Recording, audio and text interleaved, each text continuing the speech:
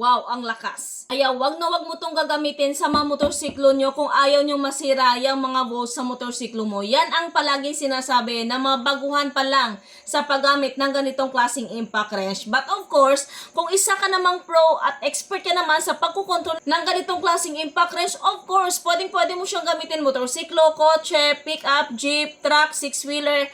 Kayang-kaya nitong ating 800 Newton meter na impact wrench ni Kanji. Brushless motor na rin to at nasasabi kong kayang-kaya niyang gamitan sa motorsiklo kasi eto, meron itong tatlong adjustable mode. Ito yung kanyang 1, 2, and 3. 3,300 RPM brushless motor with toolbox na yan. May 10 pirasong socket wrench. May fast charger na rin included. Ang maganda dito, meron siya ditong battery indicator. And of course, meron siyang speed adjustment. Again, pwede siyang gamitin pang motorsiklo, lalong-lalo na kung magaling ka naman sa pagkukontrol ng ganitong klaseng impact wrench.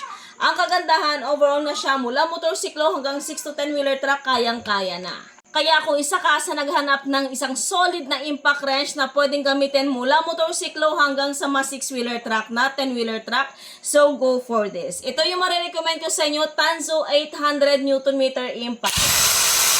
Kaya sa mga gustong mag-avail na ganitong klaseng impact wrench, ilalagay ko na lang ang link nito dyan sa basket.